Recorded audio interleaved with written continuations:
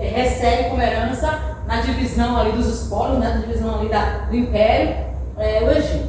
Então vamos ver um pouquinho quem eram os Seleucidas, como é que eles se comportaram, o que é que tem a ver com os judeus.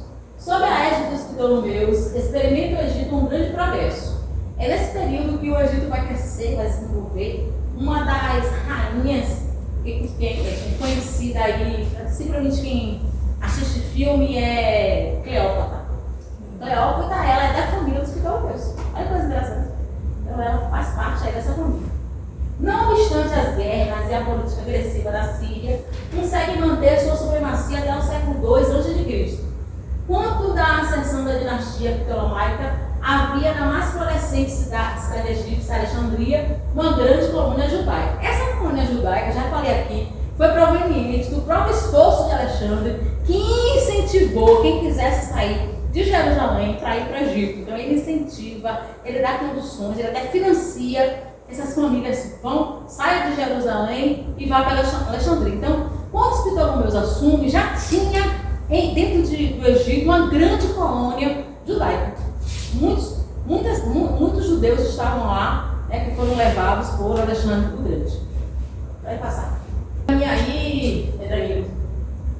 No começo dominaram a Palestina durante 122 anos, do ano 320 a 198. Os judeus gozaram de uma boa condição de vida. O sumo sacerdote era o governador e aplicava as leis. O templo era o centro da vida nacional, a festa da Páscoa, das semanas e dos tabernáculos eram realizados no próprio templo. Mantinha-se o estudo da lei e durante este período a interpretação da mesma se desenvolveu com pormenores. Os Ptolomeus, eles assumem a Palestina, eles assumem a Judeia. Nesse período, os Ptolomeus, eles favoreceram os judeus. Eles deixaram que os judeus se reunissem nos seus templos, fizessem as suas festas, bem parecido com as peças, lembra? Eu fiz aqui. Então, sobre o domínio dos Ptolomeus, a Judéia viveu um período de paz, um período de prosperidade, né? Bom, relativamente bem, apesar de estar sob um jugo estrangeiro, mas os Ptolomeus foram bons, foram favoráveis, né? Teve até um certo crescimento. Pode passar. Eu quero que vocês prestem atenção a isso, que isso é muito importante, e vai haver uma mudança aí, tá? Pode continuar lendo, Danilo. Complacentes e liberais, os Ptolomeus permitiram aos dispersos de Judá o cultivo de suas tradições e adoração de Jeová. Ptolomeu Filadelfo, por exemplo, encomendou aos eruditos hebreus a tradução do Antigo Testamento em língua grega. Essa versão, composta em primoroso e perfeito grego, é conhecido como a Septuaginta. Pode ler o que é? A Septuaginta tem seu nome vindo do latim interpretatio Septuaginta virum. Em grego significa tradução dos 70 intérpretes. Vamos dizer? Tradução dos 70 intérpretes. É o que significa lá, né, no latim. Então, assim, como eu falei para você, né? Os Ptolomeus eram liberais, favoreceram, enfim. Foi um governo que os judeus foram ali, né? Tava cômodo, estava bem sobre os Ptolomeus. Mas vai ter uma mudança, vamos ver. Eu não sei se é agora. O Seleucida retomou o controle da Palestina no ano de 198. Eles tomaram os Ptolomeus. O que eu vou dizer é o seguinte: não houve uma partilha, cada um ficou uma parte, só que os Seleucidas, depois que ficaram fortes, disse: não, a gente quer mais. Foi lá e lutou, guerreou e tomou, né, uma boa parte do que os Ptolomeus tinham. E uma das partes que os Ptolomeus estavam era a Judéia. Já falei aqui, então. Aí, quando chega em 198 a.C., eles tomam dos Ptolomeus para si a Judéia. Aí, quem era que estava no comando do Seleucida? Um homem chamado Antíoco Epifânio, o grande da Síria. Inicialmente, os Seleucidas foram tolerantes com os judeus, igual os Ptolomeus, né? Mas essa situação não tardou a se alterar. A Síria experimentou grande progresso sobre o reinado dos Seleucidas. Com o seu poderoso exército, fez aguerrida oposição às intenções hegemônicas dos Ptolomeus. Começou a ter uma guerra entre os Ptolomeus do Egito e os Seleucidas da Síria. Começaram a brigar entre si. Tá? E um rei chamado Antíoco Epifânio. Como é o nome do rei? Antíoco Epifânio. É bem importantíssimo vocês gravarem esse nome, porque ele é o cara central. Ele, quando ele sofre no reinado da família, os Seleucidas, ele quer grandes coisas, ele quer grandes conquistas. E uma das coisas que ele quer que as colônias, né, dominadas por ele, tenham progresso. Vocês vão entender o que eu estou falando. Eles querem que haja um helenismo, né, geral, né? E quando ele chega na Palestina, especialmente na Judéia, eles têm um trave que são os judeus. Os judeus não querem que o helenismo adentre na Judéia. Os judeus querem viver como eles estavam vivendo, na sua cultura, na sua adoração. E Antíoco Epifânio acha que isso é um impedimento ao progresso. É um impedimento, né, às grandes conquistas, o grande entendimento dele de helenizar tudo. Então vamos ver o que vai acontecer? Vai lá, que é interessante isso.